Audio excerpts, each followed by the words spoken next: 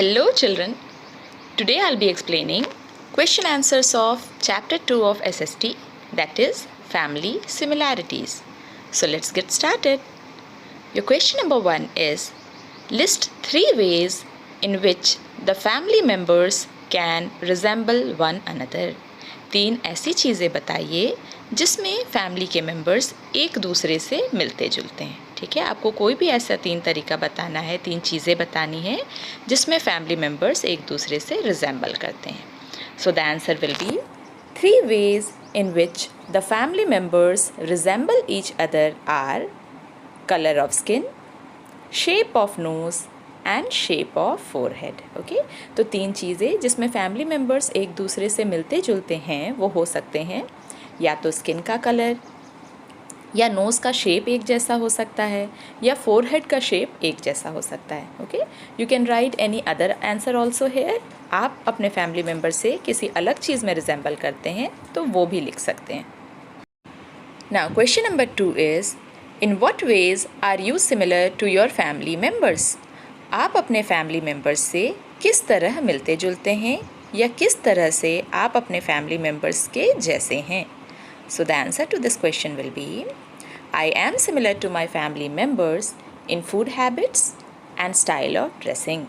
मैं अपने family members से खाने की आदतों में और ड्रेसिंग के स्टाइल में, यानी कपड़े पहनने का जो स्टाइल है उसमें सिमिलर हूँ. ठीक है, तो in this answer also you can right your own answer. आप अपने फैमिली मेम्बर से जिस तरह से भी सिमिलर हैं आप उसे यहाँ पर लिख सकते हैं. Question number 3 is, What confusion can be created if the twins are identical? अगर twins identical हों, identical मतलब who look exactly alike, जो exactly एक जैसे दिखते हों. अगर twins बिल्कुल एक जैसे दिखते हों तो उनके बीच में किस तरह का confusion create हो जाता है. The answer will be, if the twins are identical, it is difficult to find who is who. अगर ट्विंस आइडेंटिकल हों, बिल्कुल एक जैसे दिखते हों, तो ये पता करना मुश्किल हो जाता है कि कौन कौन है. क्योंकि दोनों बिल्कुल एक जैसे दिखते हैं तो पेरेंट्स भी कंफ्यूज हो जाते हैं कि कौन कौन है. Question number 4 is, do you want to follow the occupation of your parents. Why. क्या आप अपने पेरेंट्स का ऑक्यूपेशन फॉलो करना चाहते हैं. अगर करना चाहते हैं तो क्यों, और नहीं करना चाहते हैं तो क्यों नहीं. The answer is, I do not want to follow the occupation of my parents. I want to become a scientist. मैं अपने पेरेंट्स के ऑक्यूपेशन को फॉलो नहीं करना चाहता, मैं साइंटिस्ट बनना चाहता हूँ. तो यहाँ पे आप जो भी बनना चाहते हैं वो आप लिख सकते हैं. If you want to become a doctor, if you want to become a teacher, if you want to become a pilot, you can write here I want to become a doctor. Okay, और अगर आप अपने parents का occupation follow करना चाहते हैं तो आप लिखेंगे, yes I want to follow the occupation of my parents. Okay. Question number 5, how do family members share their joys together. Explain with an example. Family members आपस में खुशी कैसे बांटते हैं ये बताइए, और इसे बताने के लिए आप एक एग्जाम्पल दीजिए. So let us see the answer.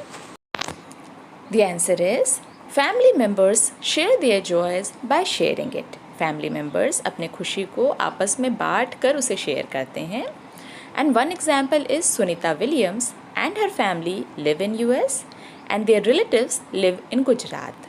But they shared their fear and relief at Sunita's journey of 195 days in space. तो यहाँ पे हमने एग्जाम्पल लिया है सुनीता विलियम्स का, जो आपके चैप्टर में दिया हुआ है. सुनीता विलियम्स और उनकी फैमिली यूएस में रहती है और उनके रिलेटिव्स गुजरात में. लेकिन जब वो 195 डेज़ के लिए स्पेस पे गई थी तो उनकी फैमिली जो यूएस में थी और गुजरात में थी, उन्होंने इस पूरे जर्नी को आपस में शेयर किया. वो डेली डिस्कस करते थे टेलीफोनिकली कि सुनीता कैसी है, वहाँ पर क्या हो रहा है उसके साथ. तो उनकी जो ये जर्नी थी उसके बीच का जो ये डर का और जो रिलीफ का जो टाइम पीरियड था, इसे उनके फैमिली मेम्बर्स आपस में शेयर करते थे, है ना. तो इससे ये पता चलता है कि चाहे हमारे फैमिली मेम्बर्स हमारे साथ रहें या हमसे दूर रहें, पर वो अपनी खुशी अपना गम आपस में शेयर करते हैं. Okay, so my dear students, I hope you all have understood all the question answers now. Now this is your homework to note it down in your SST copy. Okay, thanks for watching. Bye bye.